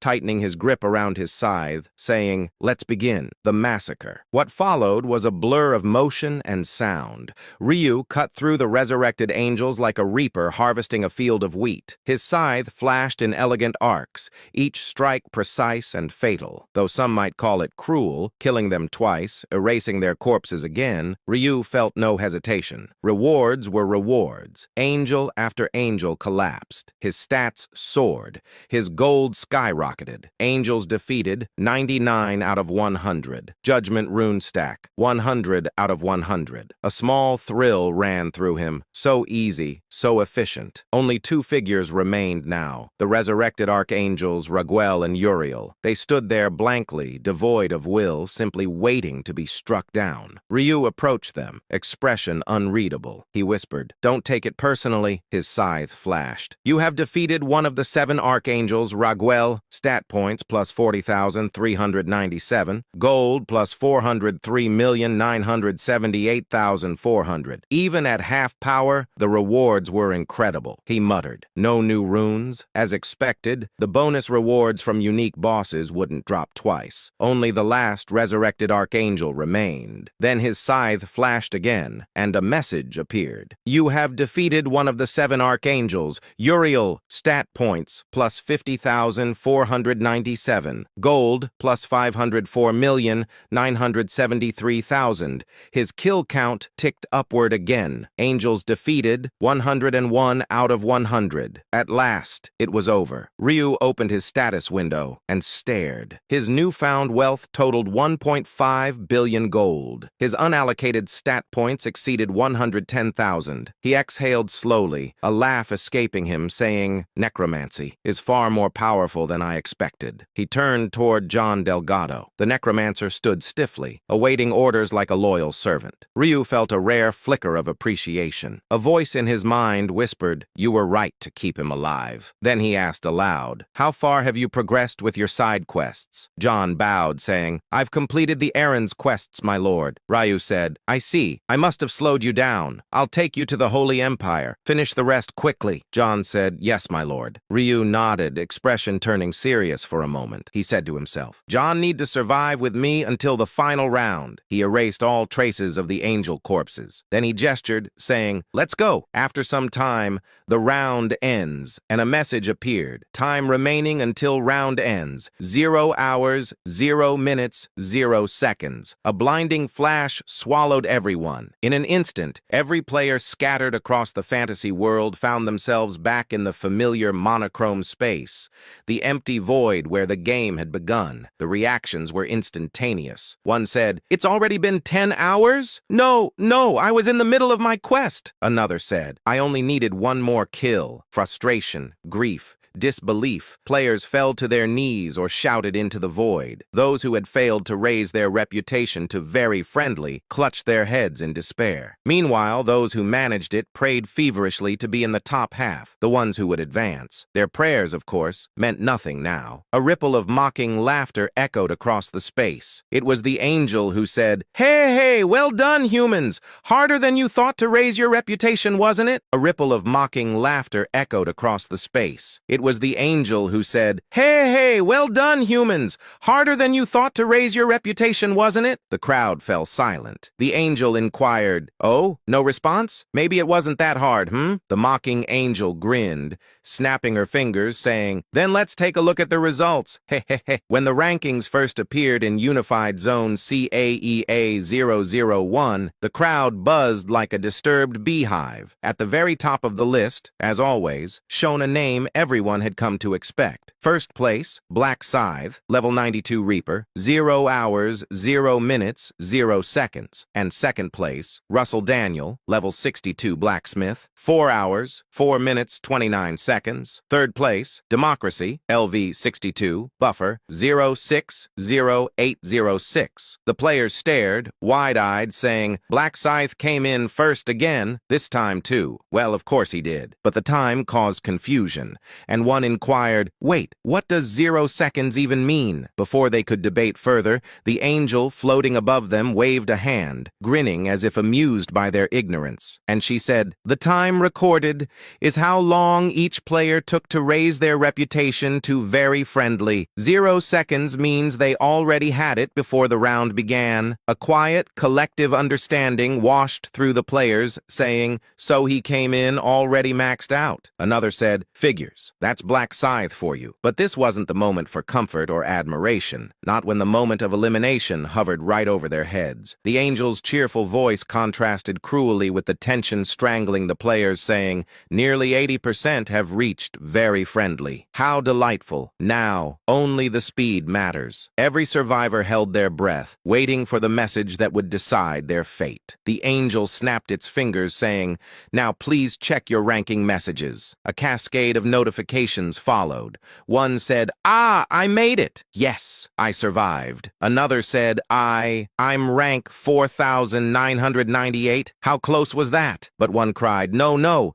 this can't be." Cries of joy collided with screams of despair. Some collapsed to their knees in relief. Others clawed at the air in desperation, knowing what came next. And the angel, with a voice as bright as polished marble, announced, "The final cutoff for survival is rank 4,997 with a record of 7 hours, 59 minutes, and 5 seconds. Congratulations to the survivors.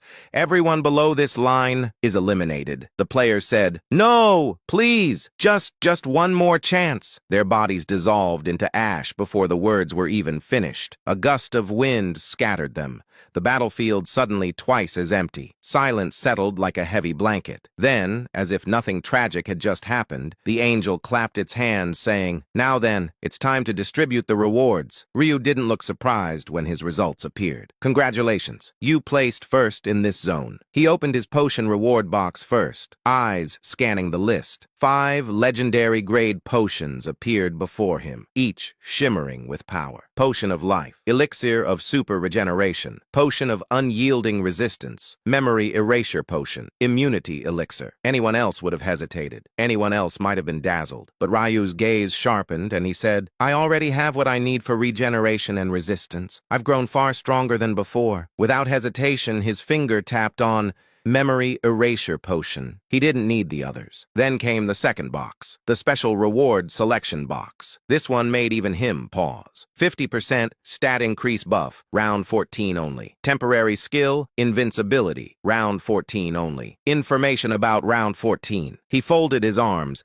thinking deeply, saying round 14. "There's a high chance a great angel appears. I killed 4 of them. They won't let that go." Invincibility is crucial. I need it to get the rune of devouring. Without it, the rune is impossible. The choice weighed heavily. His survival depended on it. His future depended on it. Finally, he exhaled and touched the second option. You have chosen temporary skill, invincibility. A simple choice on the surface, but one that could decide the outcome of the entire next round. Then a message appeared. Round 13 has ended. Survivors, 4,997. Your soul will soon return to your body in your original dimension. Round 14 will begin at midnight on February 1st, 2023. And with that last chilling note, the world dissolved. Far away, in a wooden cabin filled with tension so thick it could choke a man, 3 figures sat in silence. These were the battered remnants of the 12 apostles. Yang Chiwen's jaw was clenched so tight his teeth ground audibly, saying, "That bastard! Just let him show up! I'll crush his skull with my bare hands!" The Spaniard beside him raised an eyebrow, saying, "Calm down! Maybe he has a reason!" Yang roared. "A reason?" His chair scraped back as he stood, saying, "He stood us up! Lied straight to our faces. What's there to listen to?" The third man, Dark Soul, shifted uncomfortably. Yang jabbed a finger toward the door, saying, "Dark Soul, grab your sniper. When that bastard opens the door, blow his head off." Dark Soul hesitated, inquiring, Are you sure?" He said, "Do it." And right as the tension hit its peak, the cabin door slowly swung open. The man they had been cursing just moments ago stepped inside, his shadow stretching across the wooden floor. John Delgado. Yang's eyes burned with fury, shouting, "You bastard!" The Spaniard said, Hey, calm down. Let's not jump to conclusions." He raised both hands as Yang Chiwen's voice sharpened. Chiwen's jaw twitched violently, his breath coming out in furious bursts, while the Spaniard wore a forced smile, trying to keep the situation from erupting. At that moment, John Delgado walked into the room. He strolled in leisurely, as if he were attending a casual lunch rather than a crisis meeting. He dropped into his seat with a lazy exhale, crossing one leg over the other. His calmness only poured fuel over Yang Chiwen's anger. Chiwen snarled, his fists clenching. "Look at that bastard's laid-back expression. It pisses me off." John blinked, tilting his head like someone hearing a distant noise, inquiring, "Why are you so angry?" The question hit Yang Chiwen like a slap. His eyes widened, then narrowed dangerously. His face reddened until he looked ready to explode. Before the tension could detonate, the Spaniard quickly cut in. He said firmly, "John Delgado, why did you do that in round 13? John raised a brow, inquiring, "What are you talking about?" The Spaniard leaned forward, saying, "Don't you remember? You promised to meet us in the other world to track down Jeffy. You're the only one who knows what Jeffy looks like," John said with a lazy sigh. "Ah, that," the Spaniard inquired. "Why didn't you show up at the meeting point? You said you'd wait at the closest spot visible to the angel." John said, "I'm sorry, I forgot." He inquired, "Forgot?" The reason, so absurd, so casual, made the Spaniard rub his forehead with a long, exhausted sigh. Yang Chiwen, on the other hand, erupted, shouting, "How the hell do you forget something like that? You did it on purpose. You wanted to screw us over, didn't you?" John clicked his tongue, saying, "Wow, listen to this thug's foul mouth." He shouted, "What did you say, bastard?" The Spaniard yelled, throwing himself between them. "Stop! Stop!" Dark Soul stood at the side, arms crossed, watching like a man expecting violence any second. Despite the intervention, the air vibrated with hostility. Yang Chiwen and John exchanged glares sharp enough to draw blood. The Spaniard said weakly, "People can forget things sometimes, right?" Yang Chiwen barked, saying, "Forget? My ass. He's lying. That bastard did it on purpose." The Spaniard sighed and said, all right. The world isn't ending today. We'll meet again in round 14 and continue the search for Jeffy. John, you won't forget this time, right?" John nodded casually. The Spaniard added, "Let's proceed with the hunt in round 14. Yang Chiwen muttered curses under his breath. The Spaniard stood up, saying, "All right, this mood is terrible. Let's end the meeting here. John, sorry you came all the way here, but we're wrapping up. Let's head down," John said, clicking his tongue. "Looks like I made the trip for nothing." He turned for the door, but the Spaniard called out, saying, "Oh, wait, I almost forgot. There's something we need to finish up here. Please go ahead. We'll follow in a bit." Without a word, John stepped out. The moment John's presence vanished completely, far enough that even their perception skills couldn't detect him. The Spaniard's expression changed. Serious, cold, calculating. He said quietly, "As you've probably guessed, I deliberately sent him away. There's something urgent we need to talk about." Yang Qiwen leaned in, eyes burning, inquiring, "What is it?" The Spaniard's voice dropped to a whisper, saying, "I suspect John Delgado is working with Black Scythe." Yang Qiwen's eyes went wide. Dark Soul's brows shot up, roared. "Working with him?" the Spaniard explained. "Think about it. The mission wasn't complicated. His excuse doesn't make sense, unless he has amnesia, which he doesn't." Dark Soul nodded slowly, saying, "True. It was ridiculous." The Spaniard continued, "That's why I'm suspicious. Jeffy, Black Scythe, and John Delgado could all be working together." Yang Qiwen slammed the table hard enough to shake the room and shouted, "Damn it! I knew he was a traitor," the Spaniard said calmly. "I don't think he betrayed us willingly," he inquired. "What do you mean?" the Spaniard said. "Have you forgotten? Black Scythe has the power of domination." Yang Qiwen froze. Dark Soul inhaled sharply. The Spaniard said, eyes narrowing, "John probably tried to confront Black Scythe in round 12. Something went wrong. Now he's being controlled." The explanation sank in like cold water. Both men nodded grimly. Yang Qiwen muttered, "Oh, crap. Doesn't that mean we're in danger?" "Black Scythe probably knows everything by now," the Spaniard replied. "Yes, everything." The three men shared a silent moment of dread. Dark Soul spoke first, voice trembling, inquiring, "What do we do? Shouldn't we split up?" The Spaniard scoffed. "Split up? John knows all our faces. If we run, he'll lead Black Scythe to us like a GPS." Dark Soul shivered, saying, "So we're as good as dead." The Spaniard remained composed, too composed. He said slowly, "There is one way that we might survive." Yang Qiwen glared and said, "Don't tell me it's bowing down to Black Scythe. I'd rather die." He said, "No, not that." Yang Qiwen inquired, "Then what?" The Spaniard leaned forward, eyes burning with resolve, saying, "We strike first." Both Dark Soul and Qiwen recoiled as if slapped. Qiwen shouted, "Are you insane? The three of us against him?" Dark Soul yelled, "That's suicide. You know how powerful Black Scythe is." The Spaniard smirked, saying, "Dark Soul, weren't you always bragging about your sniping skills? What happened to your confidence?" Dark Soul's eye twitched. The taunt hit home. He admitted, "Well, yeah, I'm still confident. If he steps into my crosshairs, I can blow his head off. But the problem is making him step into it," the Spaniard said. "That's exactly the point. We lure him into your sniper range.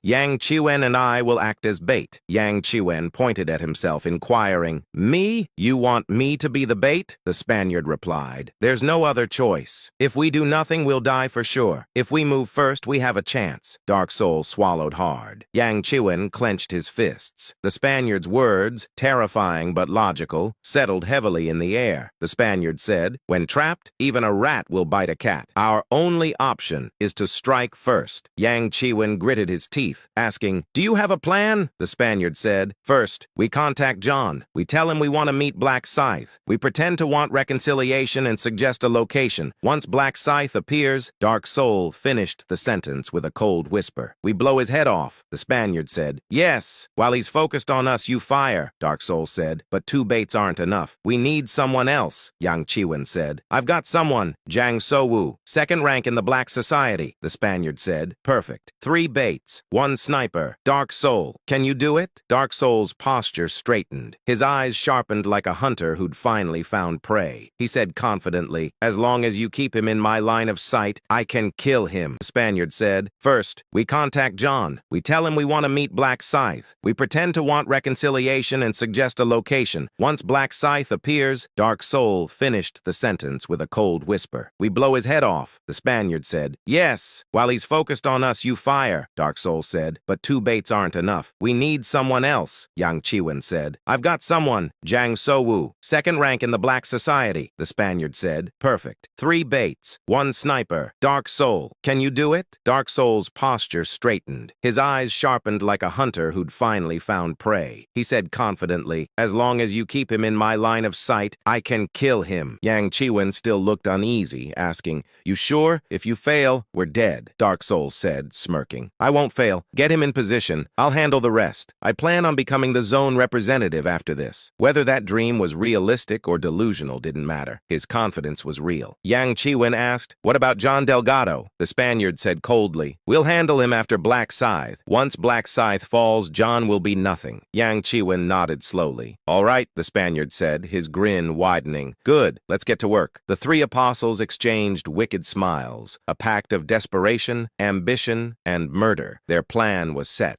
Their trap was ready. As the blinding white light of the system faded, Ryu's eyes snapped open. His breath caught for a moment, an instinctive check of reality after every round. The familiar ceiling greeted him, and the silence of the room reassured him he was home. But there was one thing he needed to see before anything else. He sat up abruptly, inquiring, "Where's Ryu Wan?" He pushed open his bedroom door, and a faint clatter came from the kitchen. There, standing over the stove with a frying pan in one hand, and an apron hanging crookedly around his waist, was Ryu Wan, blinking at him in surprise. Ryu asked, stepping in. "Having breakfast?" Ryu Wan's eyes widened, relief flooding his face so quickly it almost looked painful. "Huh? Hyung? You're safe again this time. Thank God. I was seriously getting worried since you weren't waking up." Ryu glanced at the clock. 10 a.m. His brother must have waited for hours, Ryu said with a small, exasperated sigh. "I told you not to wait," Ryu Wan protested, puffing out his cheeks like an offended squirrel, saying, "But how could I not worry? Every time I wake up and you're still asleep,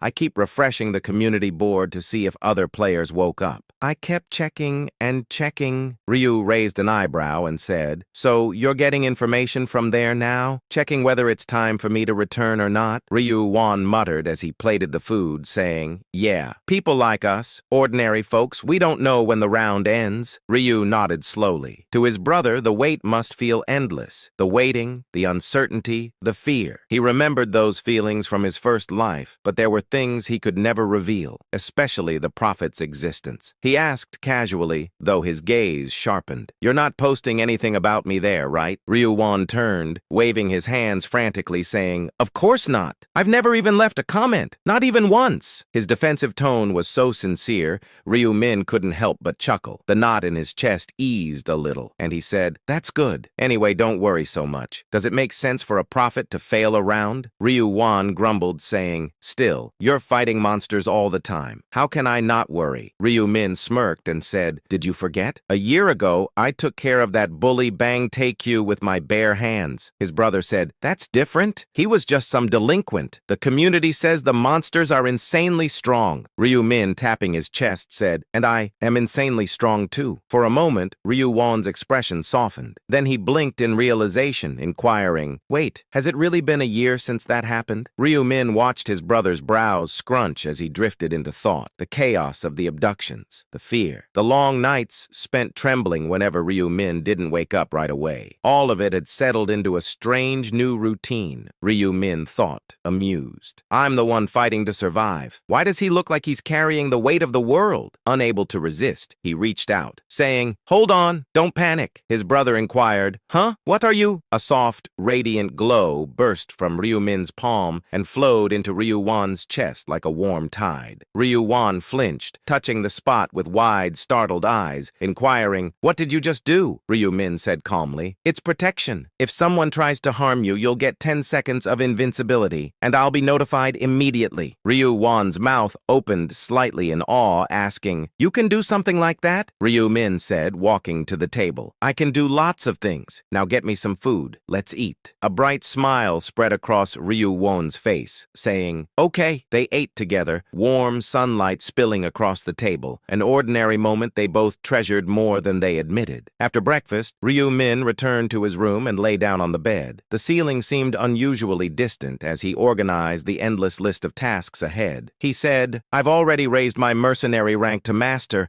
I'm ready to hunt the dragon." He had wanted to do it earlier, but time had run out. The next chance would be in the 17th round. His gaze sharpened, saying, "And until then, there's something I can do here. The god-tier weapon." He opened the crafting window, fingers steady as he placed the materials. The main component glowed darkly, corrupted God's Claw scythe. Then came the rare, nearly irreplaceable submaterials: condensed ether X2, black iron powder, adamantium plate, core of magic. He smirked and said, "Good thing I bought the materials from Heimer early, and lucky me, 2 archangels showed up, perfect for farming ether." He pressed the craft button. A deep hum filled the air. Lines of shimmering system text appeared like divine proclamation: crafting god-tier item. The item will be adapted to your current class. Crafting successful. You have created Thanatos Black Scythe. Ryu's heart thumped once, slow and satisfied. The weapon floated before him, blacker than shadow, power rippling from it like the whisper of death. Thanatos Black Scythe. He opened the details. Attack power, 4,444. Size increase, x5 width, x20 length. Magic damage equal to 100% INT. Durability, 20,000. Requirement, Master Rank. Ryu said, 4,444. This is on another level. His old scythe suddenly felt like a toy by comparison. With the new extension limit, he could reach enemies 50 meters away. A grin tugged at his lips, and he said, "I could wipe out entire groups in one swing now." And the set effects were just as absurd. 2 set, plus 20% resist 3 set, plus 10% skill damage 4 set, minus 30% damage taken 5 set, plus 10% to all set stats. Then came the real cherry on top. He said, "If Russell polishes this, the stats jump another 32%. He tightened his fist, saying, "I'm fully equipped with god-tier gear now. All that's left are the accessories, and the last 2 real-world runes." A pulse of determination surged through him. This was his final regression. No mistakes, no hesitation. He had become something far beyond what he once imagined. And the world, angels, demons, dragons, gods, would soon learn what that meant. In fact, there were only 5 runes left in the real world. 5 keys that determined humanity's fate. Ryu had already secured 3 of them. Only 2 more remained. He leaned back slightly, exhaling through his nose as a resolve sharpened in his gaze. And he said, "I'll deal with that in the 16th round. For now, rallying the players comes first." The number of survivors had dwindled drastically. Even so, there were still roughly 5,000 players scattered across the globe. Among them were those who had abandoned their humanity entirely. Monsters in human skin who terrorized civilians and treated them like livestock. Ryu's jaw tightened, saying, "I know for a fact there are countries where trash like that has taken over the military, ruling people as if they're nothing but slaves." What if he eliminated those tyrants? What if he liberated entire nations? Not only would he gain the absolute support of his homeland, but the name Black Scythe would spread across the world like a legend made flesh. Rao added, "If I clean up those scum, I'll be able to bring even uncontrollable players under my command, and with them united, I can save countless lives in the 15th round." And there was something more, something strategic. If he acted openly under the banner of the Death Church, he could expand its influence far and wide, turning it from a whisper of a cult into a global power. This time, he wouldn't hide. No anonymity, no shadows. He said, "This won't be like the KF incident. I'll operate publicly, announce that I'm helping collapsing nations, and act on every report that comes in." That was why he had laid the groundwork, why he became deputy commander of the CPF, why he destroyed KF and gained a reputation as a righteous avenger. Now was the time to step into the light. Ryu added, "I'll need the president's cooperation." A faint smirk curved on his lips. With a swipe of his thumb, he scrolled through his contacts on his Lost Yak phone until the number for the Blue House appeared.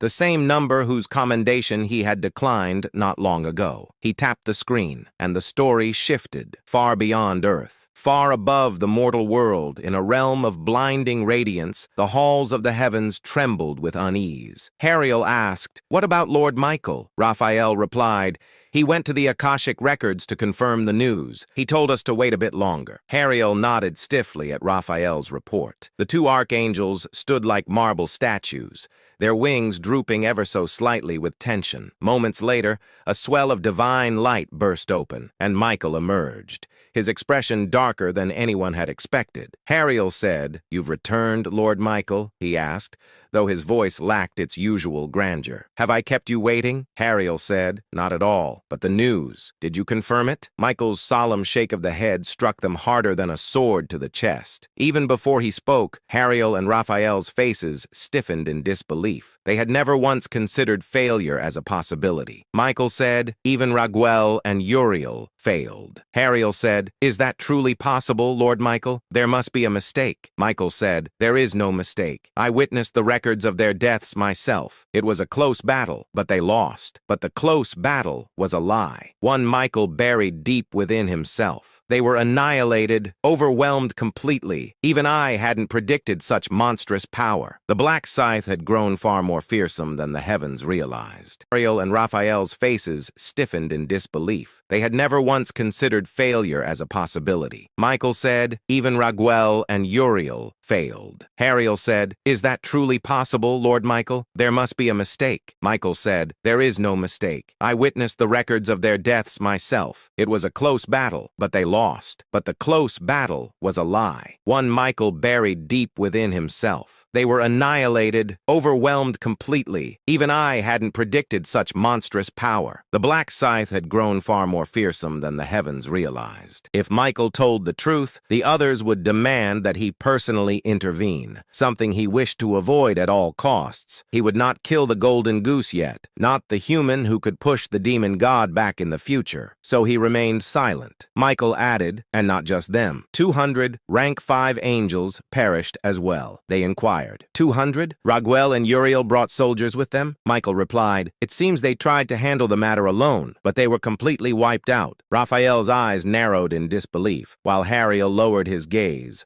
sinking into deep calculation. Hariel murmured, as though already assembling strategies in his mind, saying, the black scythe is stronger than we thought. Michael felt a chill. He knew better than anyone. Hariel's intelligence was a greater threat to the black scythe than any sword or spear. The sixth heavenly demon war had been won largely because of Hariel's cunning mind. If he acted now, the black scythe truly might die in the 14th round. Raphael broke the tension, saying, Lord Michael, this can't continue like this. It's time we step in. Michael said, it seems so. Raphael said, why don't we descend to the human realm and kill him together? Michael asked, raising an eyebrow as if insulted. Including me? Raphael said, yes. Michael scoffed, deliberately wearing a mask of disdain, saying, do you expect me, the highest of the archangels, to intervene in such a matter? Against a mere insect? Raphael protested, saying, we're not afraid. We simply want to ensure we finish this in one strike. Michael said, my pride will not allow it. Raphael tried to say something, but Michael said, that's enough, Raphael. Hariel lifted his head. His eyes gleamed, not with emotion, but with strategy, and he said, there is no need for Lord Michael to intervene. In fact, neither of us need to descend. Michael stiffened, saying to himself, no, this is bad. Hariel has already come up with something. When Hariel revealed his plan, Michael felt his heart sink. Even he struggled to maintain a straight face. It was clean, efficient, brutal, a strategy sharp enough to crush the black scythe without Hariel ever stepping onto Earth. If executed, the 14th round would almost certainly be the end. Hariel asked, Lord Michael, shall we proceed with the operation? Michael forced himself to nod slowly, saying, it's not a bad plan. Hariel said, then I'll take that as approval. I'll start preparations immediately. Michael said, very well, I'll speak with Lord Nemesis for you. He said, thank you. As the other archangels bowed and dispersed,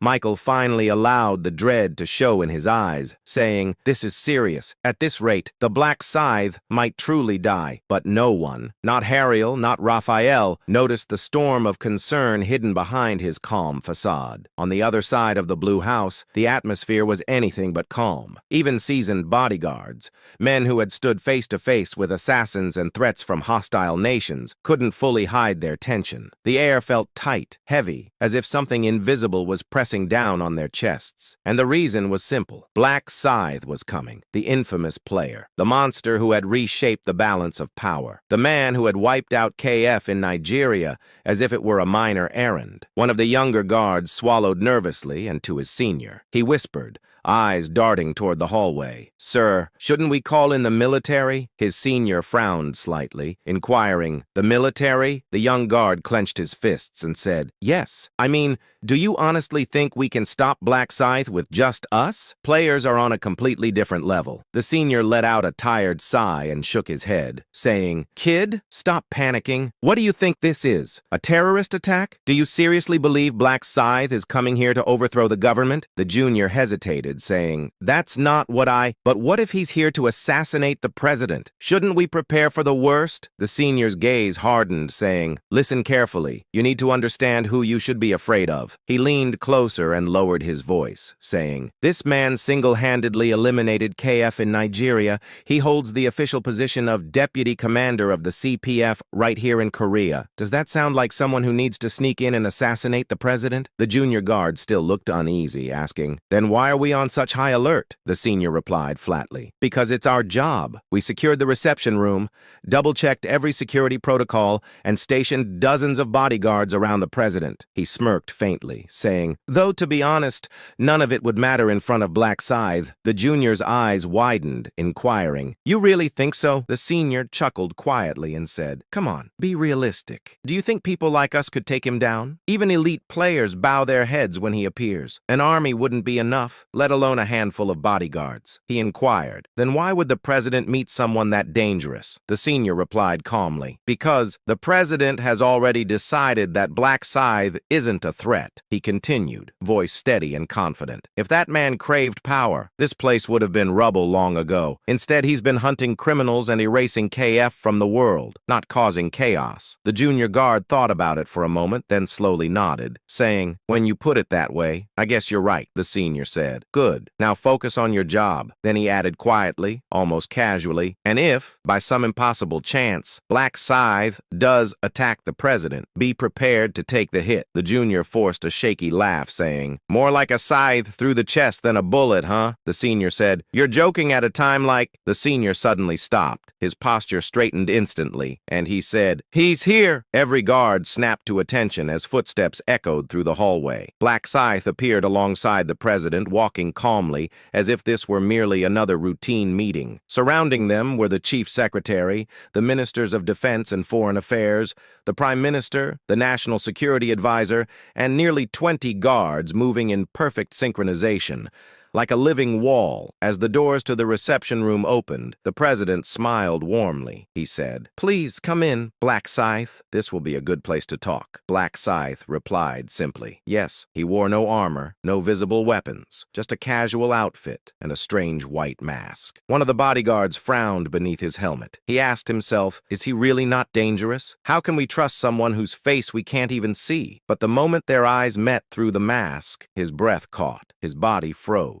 It felt as though he had locked eyes with a predator far above him on the food chain, a rabbit staring at a tiger. Unable to endure the pressure, he instinctively looked away as Ryu stepped into the room. The president said kindly, "Please, have a seat. Would you like some tea?" Ryu Min replied politely. His gaze was steady, unwavering. "No, thank you. I'd like to get straight to the point." As he looked at the man before him, Ryu's thoughts moved quickly. President Yoon Seong-ho, a clean leader, no corruption, strong sense of justice. He prioritizes his people over power. After reading his thoughts, Ryu felt even more assured, and he said to himself, he's not hostile. In fact, he respects me. Hadn't this very man personally called to commend him for dealing with KF? If he had been uncooperative, I might have had to use Yamti, but that won't be necessary. A faint sense of confidence settled in Ryu's chest. Then the president said, studying him carefully, "You asked to meet me on such short notice. Do you have a favor to ask?" Ryu replied, "You're sharp. Yes, I have 2 requests." The president raised an eyebrow, saying, "2? Go on," Ryu said calmly. "As you know,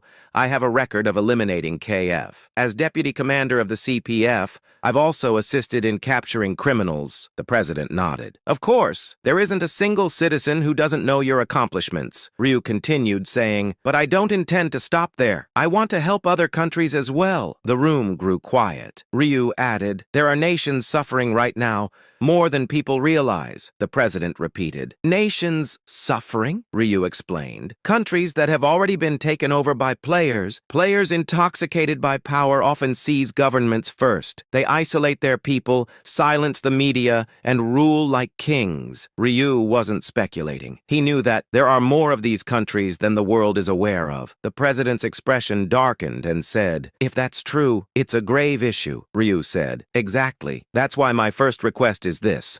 I want you to use Korea's intelligence network to identify these nations. The president nodded slowly and inquired. And your second request? Ryu said firmly. I want to broadcast a message to the world. I want to tell those countries to ask Korea for help. I will personally assist in liberating them. The request wasn't unreasonable, but it was dangerous. The president said carefully, "You understand that such an announcement could trigger international conflict." Ryu replied without hesitation. Of course, I'll take full responsibility. No country will retaliate against Korea. You have my word. Still, the president frowned. He turned to his advisors and asked, "What do the others think?" Concerns were voiced immediately. There could be diplomatic fallout if things go wrong. No matter the assurance, unexpected variables always exist. But helping people in danger is the right thing to do. And with Black Scythe taking responsibility, isn't the risk manageable? If successful, this could elevate Korea's global standing. Opinions clashed back and forth. In the middle of it all, the president slowly turned his gaze back to Ryu, the man sitting calmly, as if the fate of nations wasn't being debated around him at all. Behind that expressionless white mask, not a single emotion could be read. The president thought, I can't see his face. I can't tell what he's thinking. For a brief moment, doubt crept into his heart. But then, clarity followed. The president straightened his back, his wavering thoughts quickly organizing themselves. He hasn't revealed his identity, yet he hasn't hidden his actions. If Black Scythe truly wished harm, the president knew the truth, and he said to himself, I'd already be dead. No guards, no walls, no army on earth could have stopped him. Yet here he was, calm, composed, sitting patiently instead of ruling through fear.